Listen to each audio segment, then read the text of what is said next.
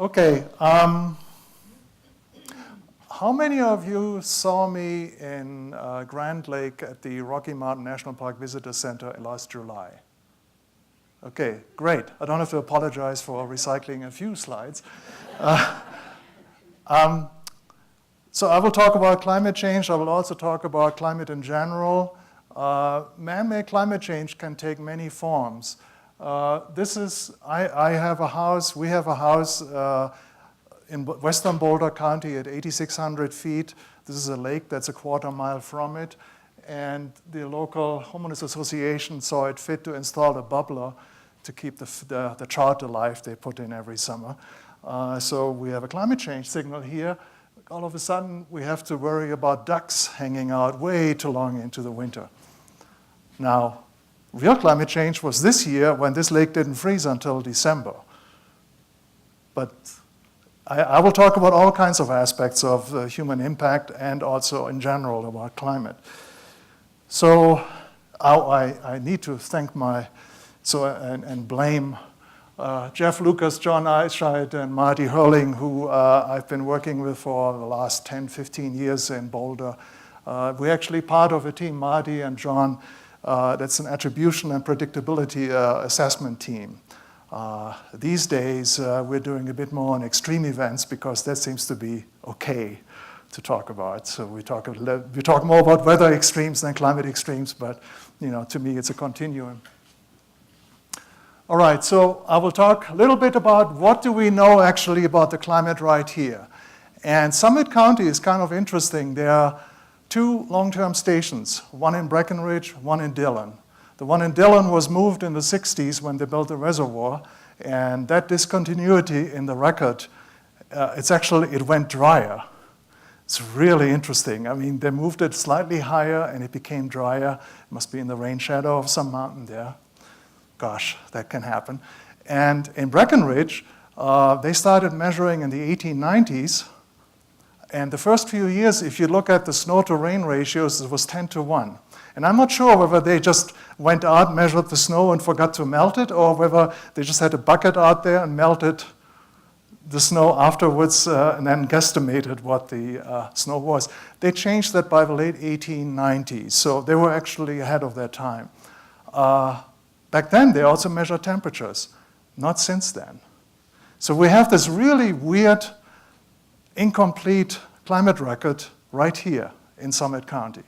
It's really sad, and it's not uncommon. But Summit County is one of the worst places in the state for that. So it's actually not trivial to figure out what the climate has been. And I will just try and show you what I think has happened. I will talk about beetles, pine beetles, fires, and dust as well, because they affect our climate, both the climate and, for instance, the snowpack and runoff and so forth. And then I will finally get to why many of you are here, which is what can we really say about 3 decades from now. And if I talk too much, you will have to stop me. I have 33 slides. I didn't bring any extra slides, so it should be okay. So I mentioned Dillon is the temperature station. And I think it's a little bit colder than Breckenridge. It's more in the valley. Not a single of these are the record lows. Not a single day of the year you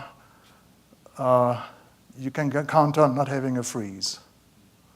Now, in any given year, you will have a growing season where there will be a frost-free season, but the records are all below freezing.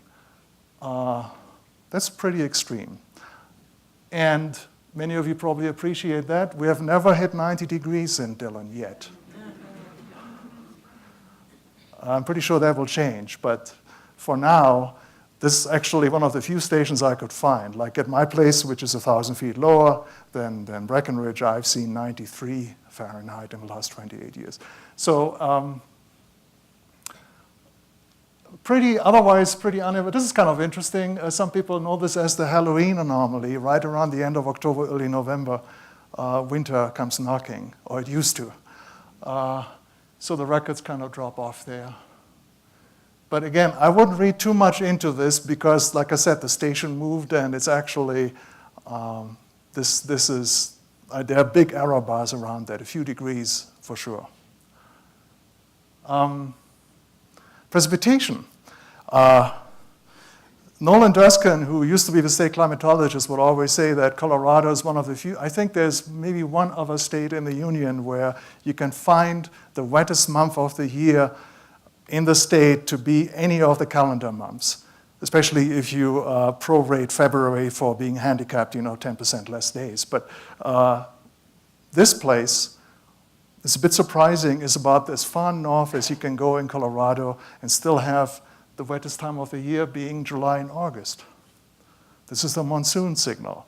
So we actually have a monsoon here. If you go to Steamboat, it's not there. Steamboat doesn't get much of a monsoon. They get thunderstorms in the summer and they get rain, but it's not nearly, it's actually a hole. There's a lack of rain. So we are at the northern edge here of the monsoon. This year, this was one of the first things I learned when I moved to Colorado in 1988. This is called the mini dry season. So before you get a proper monsoon, it has to dry out. So if you plan a wedding, for instance, this is the time to do it. Don't do it a month later. And so these are the odds. The red line is the odds of getting any measurable rain. The blue is a tenth of an inch, so that's the one that can actually ruin an outdoor wedding or something. And then these are the odds of having half an inch or more. And this place is dry. I'm sorry for the elevation. This is one of the driest places in Colorado. You get barely 20 inches a year on average. But because it's so cold, the difference between precipitation and evaporation is usually positive. So most years, actually, it's okay. It will be enough. But I think a few years ago, 2010, they measured, I think, 3 inches in one day. That broke the record by an inch. Now, in Boulder in 2013, we had 9 inches in one day, and that doubled the previous record. But still, so it can rain a lot in one day, but it's very unlikely. This is very pronounced. So in early to mid-October, it dries out again, too. This is basically an Indian summer. Not many places in Colorado have that. If you go just a bit to the west towards Grand Junction, that's the wettest time of the year. Like I said, Colorado is really complicated. It has all of these different facets. Okay. So here's a map that shows precipitation in Colorado. We are about here, 36.5 north, 160 degrees west and 39.5 north. And pretty much in the middle of the state. And you can see here's Dillon. Dillon is even drier. We are sort of in one of the drier patches here.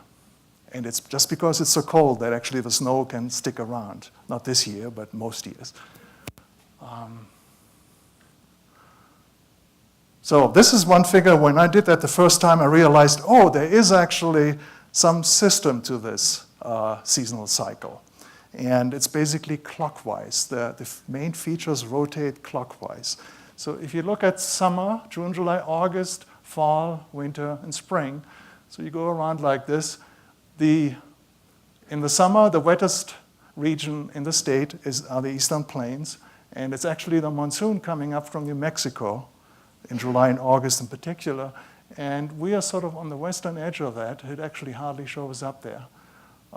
Because this includes June. So June is that handicap month, right, where it's dry, so it doesn't show up. If you did July, August, September, it would be a bit clearer that there's a blue nose of moisture coming in here. These are the percentages compared to the annual totals. So this shows you the fraction of precipitation you get in any season. So if it was all totally uniform, if this was Boston, it would be 25% year-round, right? There are places in Colorado, here for instance, where it's over 40% in the summer. Then in the fall, I already mentioned that it gets wet in the western plains, and it's usually 1 or 2 dying tropical systems from the Pacific. The hurricanes that nobody talks about because they don't do much damage, but they bring the moisture in, and that's the only time of year when Grand Junction occasionally gets like an inch of rain, for instance. And then in the winter, of course, that's when the mountains cash in, and that includes the higher elevations around here, not in the valley, but in the mountains. We we get a fair bit of moisture, and then in the spring it moves around, and that's when the northern front range does the best. So it's clockwise rotation of features, and if you remember where the wettest times of the year are, the next slide will show you what El Niño, La Niña does to that, because it doesn't really matter if it's wet or dry during the dry time of the year. It's the wet time of the year that you want to see what the impact is. So this is what I call the ENSO footprint. How many of you have heard the word ENSO? Okay. It's El Niño Southern Oscillation, and it's basically the biggest player in the game we have to explain year-to-year variability around the planet, except maybe northern Siberia. It really has a footprint all over the planet. And that footprint gets established sometimes really quickly. For instance, last May, we had a coastal El Niño in South America, and it was big enough to actually give us a wet spring for like 6 weeks or so. The rest of the year was either neutral or La Niña. When you look at this map, Colorado is, again, very complicated, and it actually flips sign. Most of these are positive correlations, and in the winter it's negative. So that's why Joel Gratz told you last fall that it was going to be a wet winter. That's what I heard. Maybe he didn't say that. And actually, in Breckenridge itself, that's the only time of the year when you have what I would consider a statistically significant footprint of ENSO. The rest of the year, yeah, it's a bit positive, but it's not really that strong. But in the winter, especially at the highest elevation, so the higher you go, the more pronounced you tend to be wet in the winter with a La Niña. So what happened this year? Why didn't it snow? About 10 years ago, I figured out that we have a lot of these La Niña events that last more than 1 year. And I'd heard that, the really big droughts, like the 1950s drought and the 2000s drought, not the Dust Bowl, but the 50s and 2000s, those two big droughts were both anchored by a very long-lived La Niña. So I went through the record. I have a website where you can look up ENSO all the way back to 1870. I have my own index for that.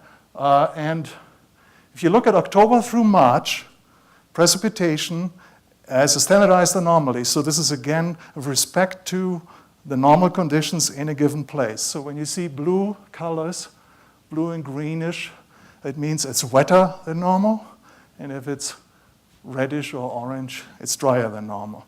And so this is the classic La Niña footprint where it's wet in the Ohio-Tennessee Valley and in the Pacific Northwest, and we're sort of on the edge of that because that is a very coarse resolution map. It has all of Colorado on the west slope in one climate division. So I could give you a whole talk on how stupid that is, but that's the way the government has operated for the last 80 years. So if you look at that, it was sort of could not be, October through March, remember, the signal is mainly in the winter that it's wet, but it doesn't look too bad, right? And the last one like that, some of you may remember 2007-08 was a good winter. 1 year later, look at that. Look how the orange and red moves north. When you look at the Colorado River runoff, we have data back to 1906. This is calibrated on 1 century of data.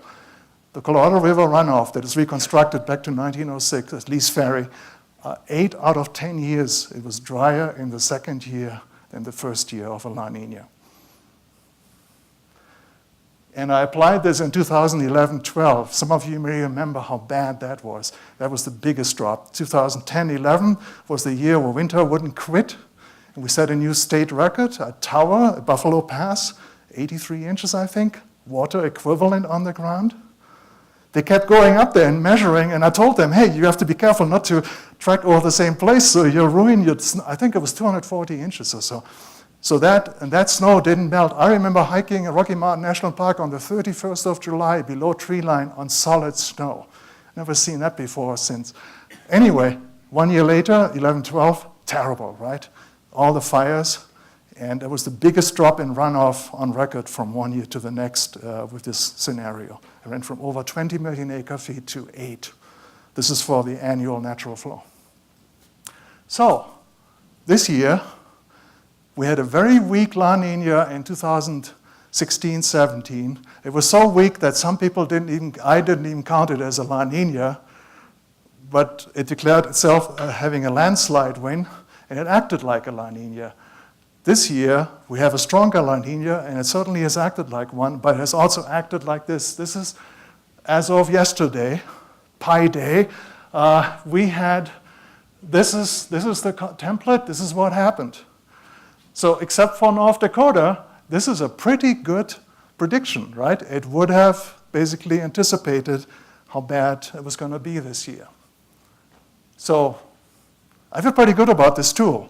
Just stay tuned. If we get another one like this next year, there's also a signal for third-year La Ninas. Let's hope that won't happen. So in any case, so that's how much I want to say about ENSO right now. Again, I've done a lot of work on that, but I want to keep going. Like I said, the winter signal is basically the only thing we have here. So if you have a normal La Nina, it's good news for you guys, but if it's second year, it's bad news. Sorry, it's a mixed message, but that's the way it is. So I was on a report with Jeff Lucas a few years ago on what's the impact of climate change in Colorado. We had done one earlier in 2008, so we're kind of due for another one, but I'm not sure. I talked to him already about that. We may do something online. The first one was a real glossy print. This one was still, and I have actually one copy I may have with me in my car, but it's all online. You can read here. The first one was, I think, 60 pages. This one is twice as long. And I will show you some figures from that. So here's the first figure. This is the global temperature, the US temperature in Colorado in the last 100 years or so. And you can see that 2005 is there. This ends in 2011. 2012 would have been higher, and 2017 was higher still. 2017 is the warmest year on record in Colorado in the last 120 years. So that's one reason we should update, just to have that last tick mark on there. You can also see that, if anything, since the 19 teens and 20s, Colorado has warmed up more than the rest of the country or the world. There's some details about that. It's the western US in general. A little bit of that is also because we have gotten drier. We've had basically a 15-year drought from 2000 to 2014-15. So when it's drier, it tends to get warmer. So not everything we're seeing in terms of the warming is due to climate change. It might go away again. We've had actually, I remember in the last 10 years, 2007, 8, and a few years after that, 09, 10, we had some really cold winters. We just don't break records anymore, but we can still get cold winters. So that can knock down these temperatures. But in general, Colorado is not some strange outlier in terms of being different from the rest of the country. For instance, if you go into the southeastern US, we have something that's called the warming hole, where the summers have not gotten warmer, and people are now starting to figure out that, they all started irrigating like crazy because they figured out water is cheap out east, and if you irrigate, you get more corn, for instance, and guess what? If you irrigate a surface, it will cool it down. Talk about man-made climate change that has nothing to do with greenhouse gases, but that's one thing. I was in Wisconsin in the 80s, got my degree there, and people didn't irrigate the cornfields back then. And after that, they did that, and all of a sudden, they had Chicago heat wave deaths, right? Because the dew points were higher than before. Don't get me off on that. But in general, Colorado is actually quite well behaved in that respect. So it's not an unusual state. So here's some work I did a while ago. We identified stations with decent records, decent climate records. So sorry, no Breckenridge in here. Although we have a few nearby. Some of these dots are also snow-telt sites, but not for temperatures. So we use that for precipitation only. And here are the North Central Mountains. So these are stations that go back to about 1910, 12. So for this region here, that includes places like Steamboat, Gunnison, Crested Butte. All of those have records back to then. And the temperatures in general, if you take annual averages, are actually pretty coherent. They don't, you get these occasional cold nights in the winter where one place gets snow and the other one doesn't or whatever, but if you take annual averages, these are not bad. You can see here, for instance, 1934, until recently, really was the warmest year on record. This data is the raw station data. There was nothing done to the data except identify stations that have decent records. The previous one was gridded and a bit massaged, so this is like a sanity check that you can take raw data and reproduce it. And you can see that, yeah, here's the Dust Bowl. It was warm, but the warmth here has been more continuous. And like I said, if you add 5 more years, they're all like that or higher. 2017 is higher. So there's really no doubt that we have warming going on. It's on the order of about 2 degrees Fahrenheit in the last century. Doesn't sound like much, but it has an impact. And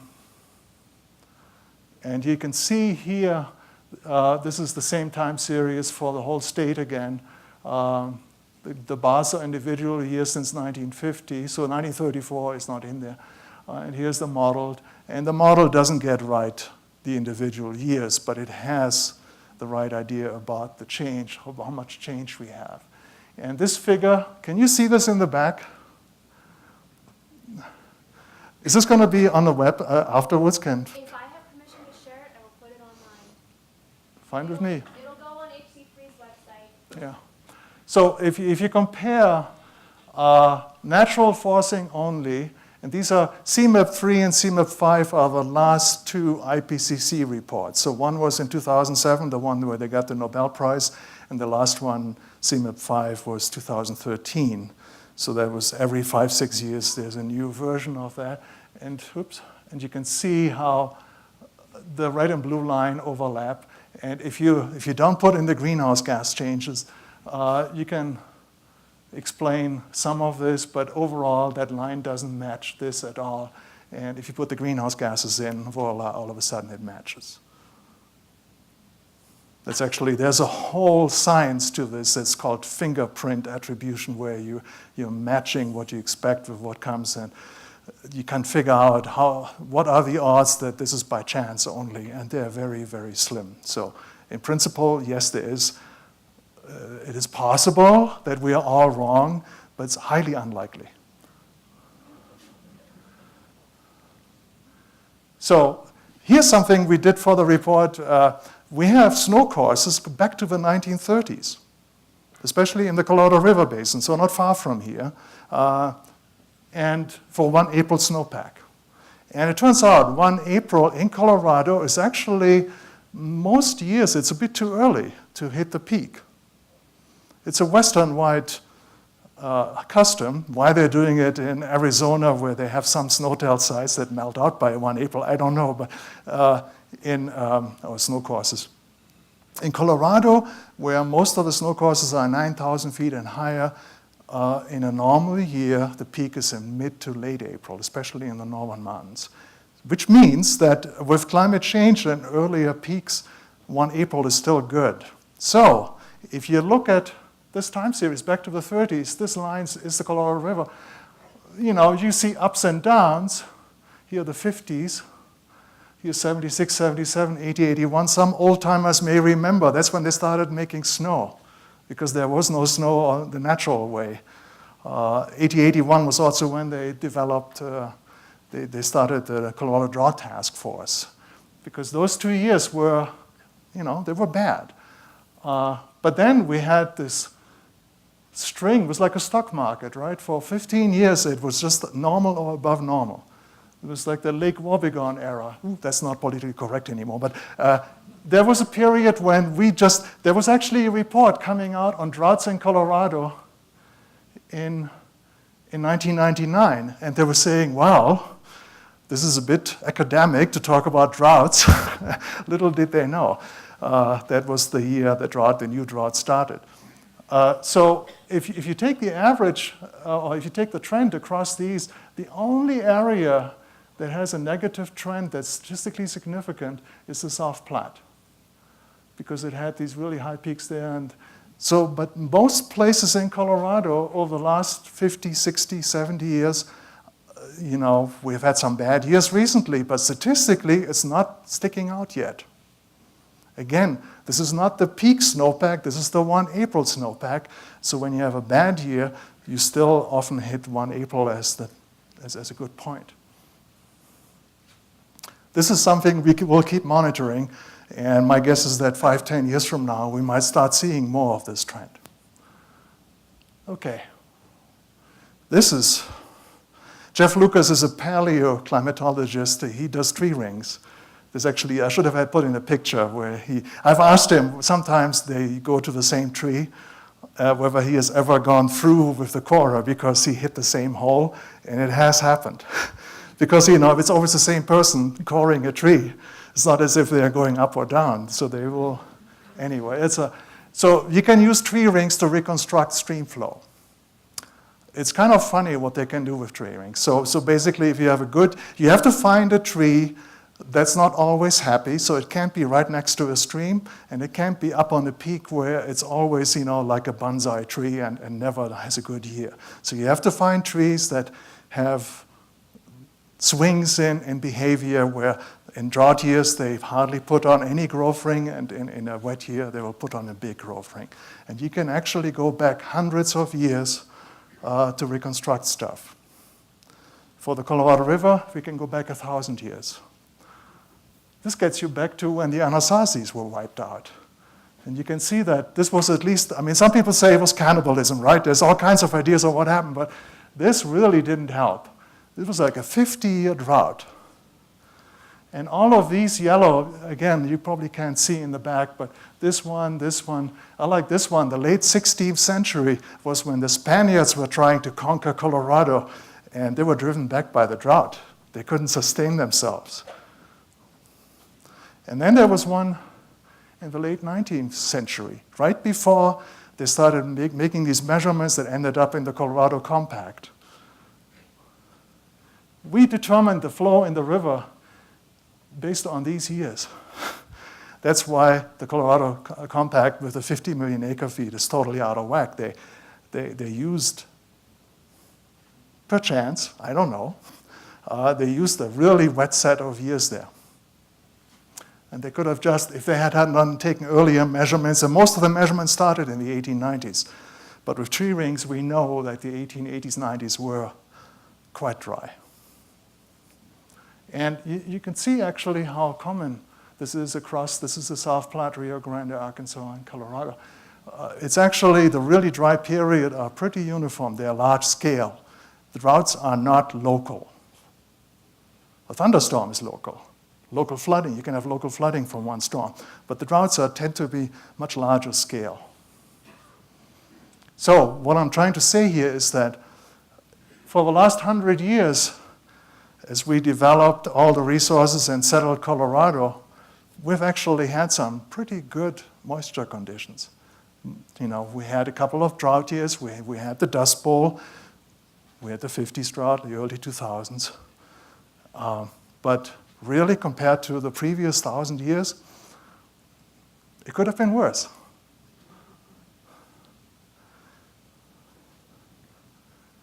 And one problem we see that, I don't know, should be emphasized a bit more is that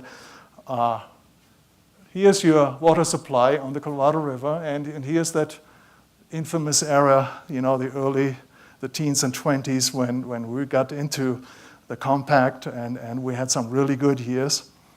We were doing well. We were also doing well, these are what I call the Lake Wobegon era, the early 80s to the mid 90s. And now we're not doing so well. But the big problem is this one here. We have been using more and more water. I mean, maybe we have to rediscover limits of growth, you know. I mean, I'm old enough to remember those books in the 70s. And when they turned down the Olympics in Colorado, maybe we'll get to do that again. Anyway, this is the problem. The water supply goes up and down. Like I said, over the last 1,000 years, it has been even worse. But we keep using more and more water. Okay, now we have low-flow toilets, so I think Denver is 20% compared to what it used to be. So then now they can grow more, right? Because they built DIA. DIA only makes sense if you keep growing. Oops, I get it. I forgot to say, I'm a University of Colorado person, so I can say these things. I'm not a Fed. Okay, so let's switch gears. Pine beetles. This is something. Again, I moved here in '88, and there was no pine beetle epidemic. We had that hard freeze in February '89. Boulder had a high temperature of -12 in early February. That's the coldest ever, and I was there to see it. Now, coming from Wisconsin, I was only just scoffing at that because it was calm, it was sunny, and the air is thin. You know, when you look at how much heat you lose through your skin, it's a function of the density of the air. So a -12 in Boulder is more like a +5 in Wisconsin. And in Wisconsin, it would be windy. So in any case, you know that pine beetles get killed when it gets really cold. So, and we had one freeze recently, November 2014. I had -18 at my house, which is 10 degrees lower than my previous record. That's when you get those guys. When it's early in the season or late, if you get that cold, that is much more efficient in killing of pine beetles than in the middle of the winter. But that's just an aside. So this is the coverage of, you can see the years, how it was spreading, and here's Breckenridge. You were ground zero, right? You guys really got hit. This is one of the hardest hit areas. And the red really was 10 years ago. That was when the trees turned red. So it was definitely a big deal. It actually spilled over in Colorado too, but I mean in Boulder County. But it was really bad right around here. And there were all kinds of concerns with that. So the first thing that I think was correct was that climate change played a role, because when it gets warmer, and those years were warm years, not only does the growing season get longer, but those pine beetles have more time to reproduce, and they can go through, I think, 2 cycles instead of 1 in 1 year. But there was a big concern, for instance, whether this means more fires. Remember that? And I will get to that. The other thing, when you talk to water managers, they're just interested in, well, what does it mean for the water supply? So we had a paper with Ben Livney. It came out a couple of years ago. It's the only paper where both my wife, and she's a biologist, and I are on that paper. There's like 10 people on this paper. So I like to cite it. And one of the, we looked at 4 different areas, and one of them is the Snake River right here. And we looked at, okay, so this is what we know about the coverage of the trees here with the beetle impact, and like I said, it was bad.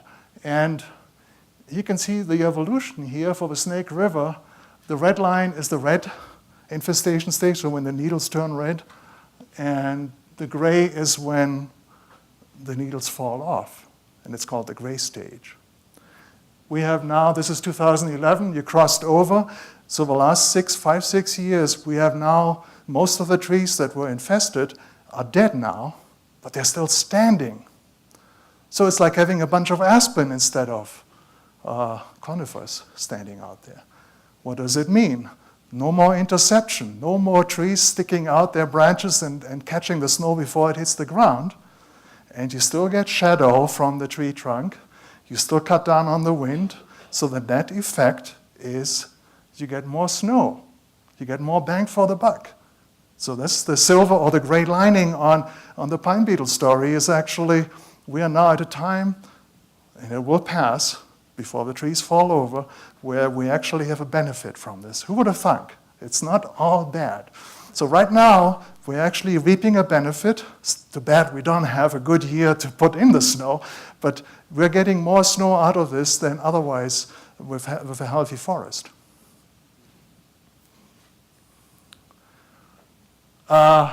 Dust. I used to think, we don't have dust problems in Colorado. And then I drove around in 2009 and I crossed the Independence Pass in early June. This is all dust. That was the worst year. But you know what happens when you have dust on snow, right? It makes it dark. It's also not good for skiing, I'm pretty sure. And it's much worse than the San Juans, because they're close to the Four Corners area, and there's still debate how much of that is people four-wheeling or overgrazing or where the dust comes from. But when you have weather patterns that, actually like the storm that's coming in right now, which is not going to produce much snow here, but it will produce a lot of dust in the San Juans because it's coming in from the southwest. So when you have something like this, and that is considered an extreme year, that was a really bad year, it will melt the snow earlier because it darkens the snow and absorbs more sunlight, and it will melt earlier. And for the Snake River, the difference between a low dust year and a high dust year is about a month. It will melt the snow a month earlier, all else being equal. Has a huge impact, but it doesn't change the total volume. You just lose the snowpack earlier, and it's not good skiing anyway, so good riddance. Luckily, 09 was bad, 10 was bad. It hasn't been quite as bad. And at 14, I remember one in April 14 that actually made it all the way to the Front Range. But the last few years haven't been as bad as around 09, 10. So we'll see how that goes in the future. There's no reliable prediction on that, sorry. So if you add it all together, if you look at the runoff in these different basins with the realistic evolution of the trees, from the red stage, from the infestation to the red stage to the gray stage, for the Snake River, you're talking 5 to 10% increase in runoff. This is the percent increase in runoff. So, yay! Again, this will change because the trees will fall over, and then you lose that benefit from the shading of the wind, and new trees will come up and pick up the slack, right? The new trees will absorb moisture and transpire and evaporate and all that. So and intercept all the snow as it falls. But right now, we're actually having a benefit from this. The other one is wildfires. And we have actually a colleague in Boulder who has a great German name, Schönnagel, beautiful nail. And she has published probably 50 papers by now on this. And here they look at all the wildfires, the red in particular, 2006, 7, and 12 were the big years in the western US. And where we have mountain pine beetle, the dark green, and then all the other pines. So there is some overlap here. The one in 2012, what's it called, the Hyde Park, the one in Larimer County, that went through a lot of pine beetle kill. But in general, and I will get to that in a second, in Colorado compared to, say, Idaho, again, it could have been worse. We haven't really seen that much in terms of fires. The thing is, in the media, 2012, when it hit there and there, the governor had learned from the previous governor not to say all of Colorado is burning, but it wasn't quite as bad as some other places. So you can see here, this is the total area burned. Just look at the top of these. 2000 was bad, 6, 7, 12. In Colorado, 2002 was that was the Hayman fire. That was the really big year until recently. But in general, you can see the last 17 years are higher than the previous 100, but they are not continuing this upward trend. And at the same time, the areas that were affected by mountain pine beetle has really gone up. So in other words, there's no correlation between this time series and that one, okay? So just because you have pine beetles doesn't mean that you significantly change the risk of fires. It doesn't help, but it doesn't hurt. So to me, that was news. That was kind of good to see that not everything is bad. What is bad is with climate change, with the warming temperatures, the fire season gets longer, it is easier to dry out, And in general, if you look at the last 70 years or the last 40 years, you can see we're getting more and more days of high fire danger. With the snow melting out earlier, be it through dust or warm springs, we've had a lot of warm springs, or dryness, that means we have longer fire seasons now. But it doesn't matter whether your trees are dead pine beetle trees or not. A live tree that is stressed by drought will be as bad kindling or prone to fires as a dead tree. In fact, it could be worse because it's sucking moisture out of the ground in addition to just being dry itself. So, pine beetles, all in all, were very scary, very ugly. It was really not nice to drive through here 10 years ago, but really kind of, in the scheme of things, not as bad as some people thought. So, I come to the... This is not my picture, I'm sorry to say. What you find on the internet is... Anyway, it's actually an award-winning picture. I should put the credit on there somewhere. It might have been taken in Colorado, for all I know. It would be typical. So if you look at the next 50 years, and I'm not even going to talk too much about temperatures. You can sort of guess, yeah, it's going to get warmer. I will show one slide on that. The other big story is that when the air gets warmer, there's this famous relationship. Let's see how many of you have heard of this. Clausius-Clapeyron. See, Clausius-Clapeyron equation. How many of you have heard of that one? There's a few geeks in the audience. Okay. Every 1 degree C you go up, you get about 7% more moisture that can be in the air. Now, just because you have more moisture in the air doesn't mean it's going to rain, right? When we had the flood in Boulder in 2013, I looked up the top 20 most humid days on record at the Denver radio sound station, where we actually measure the humidity all the way through the atmosphere. And so you see like the Big Thompson flood was in there, 76, and then 13, and some others. Half of those days, it didn't rain at all in Boulder. So you can have all this moisture hanging over you, but something has to trigger it to come down, right? So anyway, but this is a big debate because it affects what's going to happen to hurricanes. It's going to affect, if it gets warmer in the winter in Colorado and you still get your storms, maybe you can make up the lack of snow in March, April, May, June, September, October by getting more snow in the winter. And this is going to help, having more moisture in the air, we're seeing that. We saw this last year in California. Remember they broke the record for wettest year ever in Northern California, which didn't do them much good because then they had all the fine fuels to start all the grass fires, but that's California. Anyway, this is a big deal. And if you look at the forecasts for the next 50 years, we still don't have a clear answer. Is it going to mean more precipitation or not? Because one thing we're seeing is that the atmosphere higher up at mid-levels may be warming up faster than near the surface. That means the atmosphere gets more stable, and that means you get less overturning, less thunderstorms, and that can actually counteract it. Right here in Colorado, the other big factor is the wind direction, right?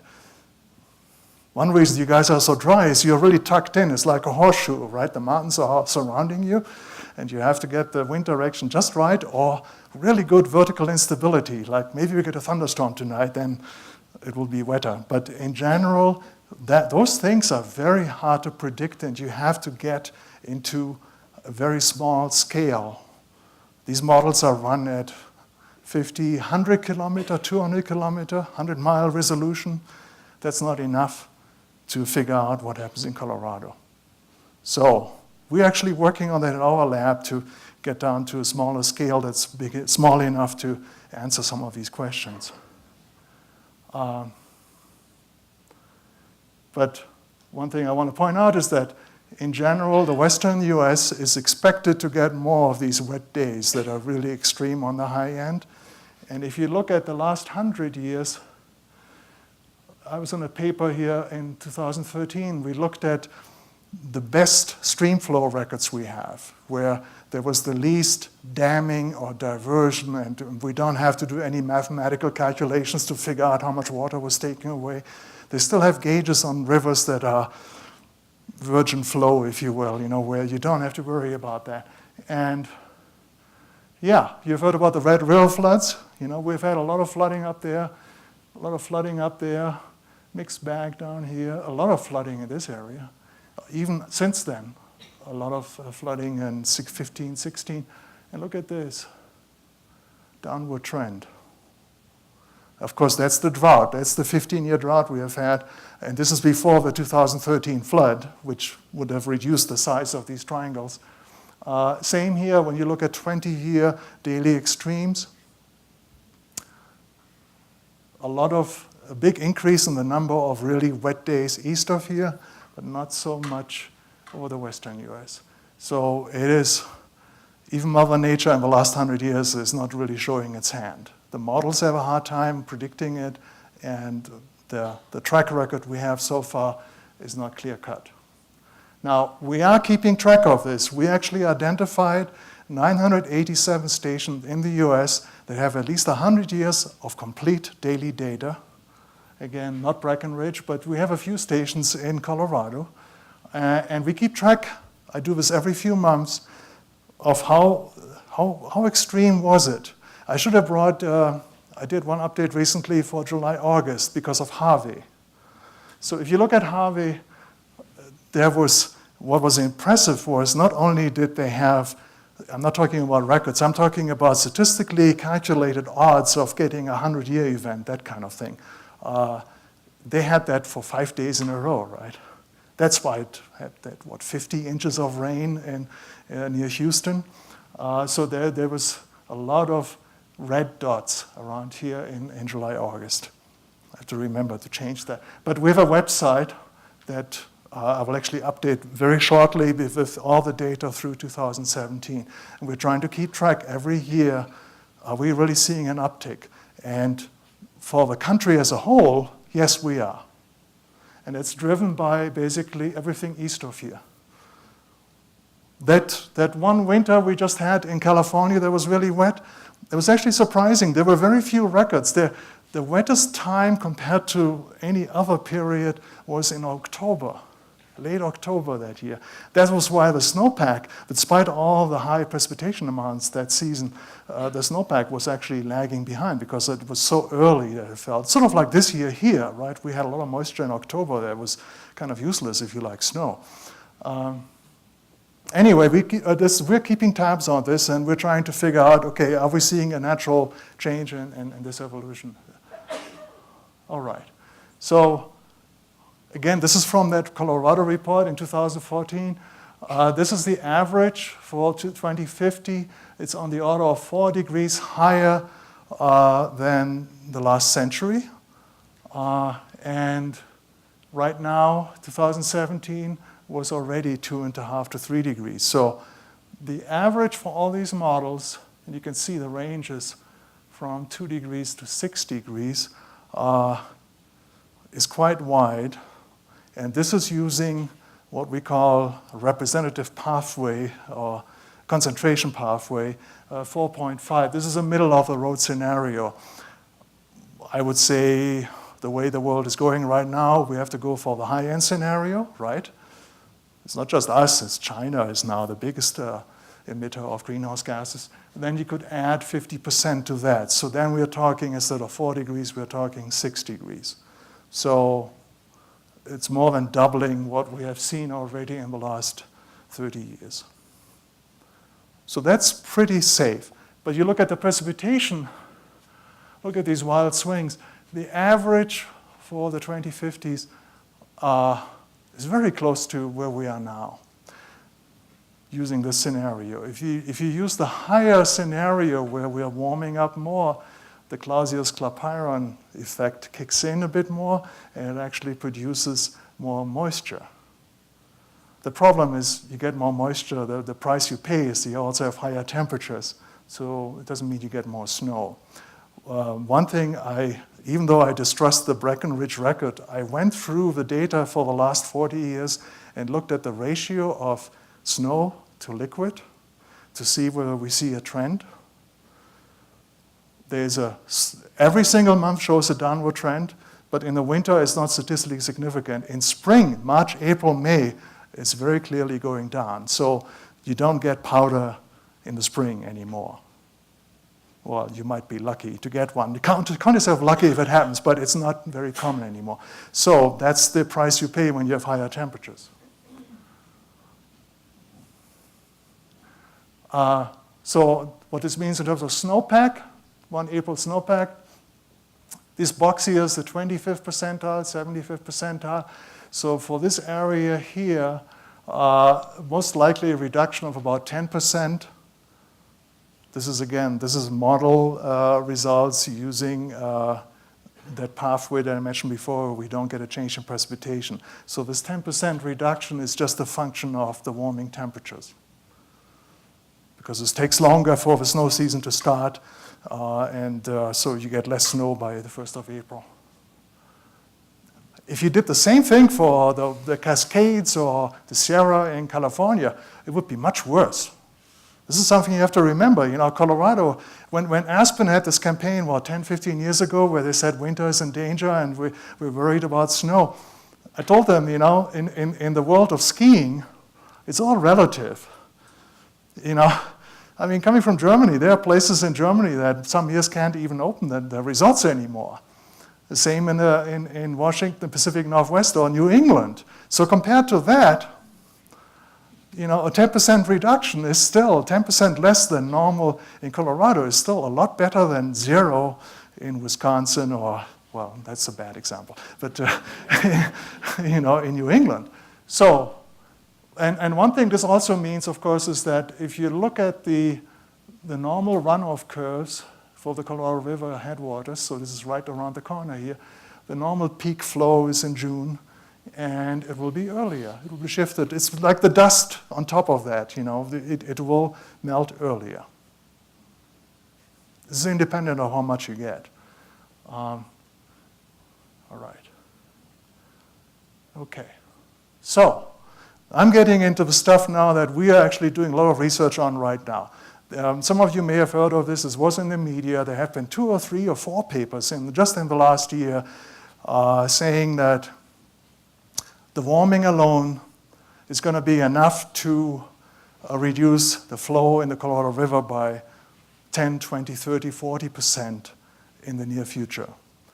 And it's a bit of a statistical exercise. We know that runoff is driven by the moisture that you get in the form of snowpack, and then you have to melt it, and that's your runoff. There's a little bit of memory from one year to the next, but in the Colorado Rockies, actually much less memory than some other places where the soil is richer. So most of it is moisture, but then you can say the residual, what's not explained by the moisture you get, has to come from somewhere else, right? And it would be temperature. And there are many different factors here. One of the temperature factors, of course, is that the longer growing season means that you have a longer period where the plants will take up water and evaporate it or transpire it before it can run off.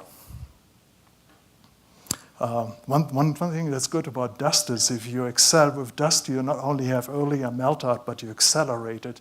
So you can sometimes get a pulse of water coming down the river before the plants have a chance to start growing. So you can actually sneak some of this under the radar that sneaks by. So dust is actually, it's an interesting aspect of that. So we have all these different models that try to figure out how much this effect is from the higher temperatures. And these are called LSM, land surface models. And you can get really complicated. It's mostly an engineering exercise where you tune these knobs to explain what you can measure. So here are 6 models, and if you look at these black bars, ignore the hollow ones, just the black bars, it goes from 2% to 8%, which means that for every degree C or 2 degrees Fahrenheit warming, you lose 2 to 8% of runoff on the Colorado River. some of these papers that have just come out have said that, oh no, it should be even higher. I won't name names, but there was one that went as high as 13%. So it was basically saying that the reduction in stream flow we had in the last few years, right since 2000, it has been kind of low runoff, can all be explained by temperature alone. Never mind that it actually snowed less.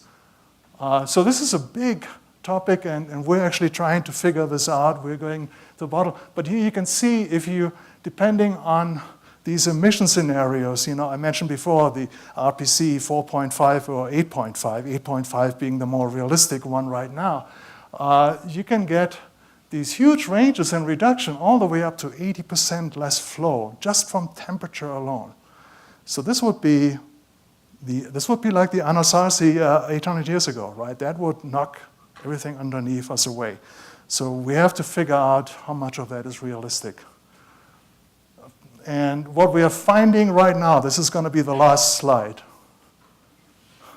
the last figure slide, is that if you look at, and again, I mentioned that before, we're using models with higher resolution because then you get the mountains better, and because you need to get the highest elevations right where the snow actually will stick around for another 50 years. And if you look at the difference, what we call factual versus counterfactual, so we take the climate of the last 30 years as it was, and then we say, what would it have been if we didn't increase greenhouse gases like crazy? That's the counterfactual. And you can do that in a model, it's very easy.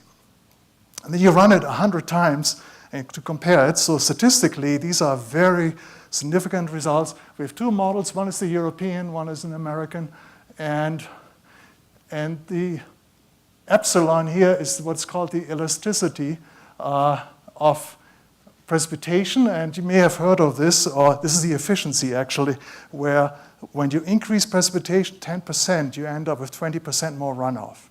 And vice versa, if you reduce precipitation by 10%, you get 20% less runoff. So if it gets wetter, you can really make up for a lot of loss from temperatures based on that. The other one is the temperature sensitivity, and you see these two models that are very good models. I'm not saying this is the end of it, we're still researching that, but they're hinting instead of 8 or 10 or 13%, they're saying 3 or 1.5%. It's a lot more manageable. If you get a temperature increase of 2 degrees C in the next 30 years, and you're dealing with anywhere from 3 to 5% reduction in flow instead of 50% or 70%, this is good news. Now, it's not the last word. We're actually going to have a workshop on this later this year, and we will try and bring all the parties together that have come up with all these papers, and we'll see whether we can hash this out or maybe we won't. But this is a very active research area because, like I said, this is going to make a huge difference in how we manage not just Colorado, but the whole western US. Is it going to be a 10% reduction or 80%? Time will tell. But so far, this is what we're finding so far is good news. And, oh yeah, my last good news thing. The European model is the gold standard for weather forecasting. You may have heard of this. Nobody can leave the room without signing an agreement that you can't share this with anybody. This is from a pay side. They make you pay for the high quality forecast. So this is the ensemble forecast for the next 15 days. And here's Summit County.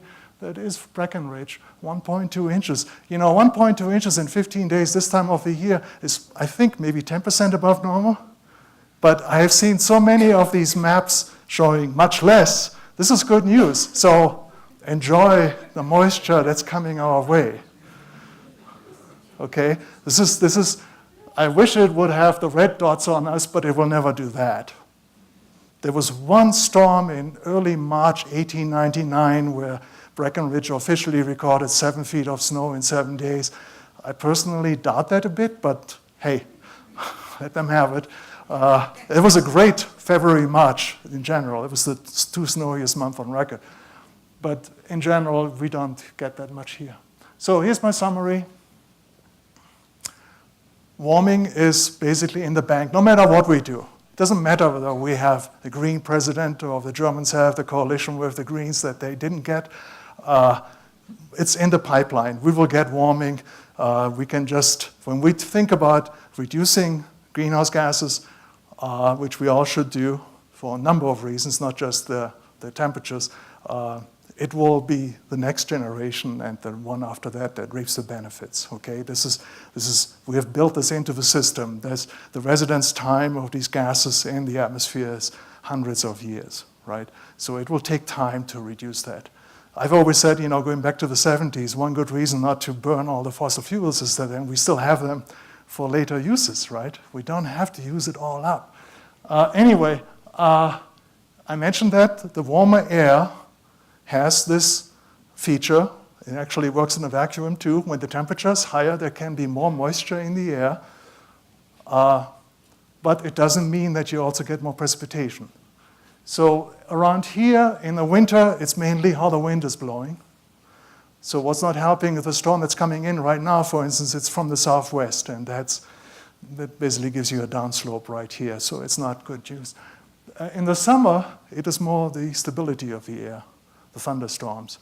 One thing I didn't get into, but when you look at the bad fire season years, when you have a lot of smoke in the air, it stabilizes the atmosphere. So it's actually a double whammy. Not only do you have the fires, but they perpetuate the drought conditions because it's harder to overcome these mid-level inversions. And it's really funny when you see these big fires like the Hayman fire, you get what's called pyrocumulus, because when you burn wood, one of the byproducts is water vapor. So you will have a thunderstorm sitting over the fire. It's menacing looking, it's dark, it's a pyrocumulus, but everywhere around it is nothing. So it has this huge, the soot in the air makes things worse. And so that's my one worry about the summer precipitation, that we may end up with less just because if we end up with more fires, it will have that effect. The pine beetles, to me, I wouldn't say it's a feel-good story, but it's like Marty Feldman and Young Frankenstein. It could have been worse, right? It could be raining, or in this case, they could have had a connection to more fires, and I don't think it does. And right now, we are actually reaping the benefit. We're getting more runoff from that, next 5 years or so. We are high enough here that most of the precipitation from November to March will still fall as snow. It just won't be as many days with powder. So a lot of the storms we are getting are going to be the wetter, moister variety. So learn how to groom the slopes, and you will be fine. Actually, the one area I worry about in Colorado is Steamboat, because they are much lower.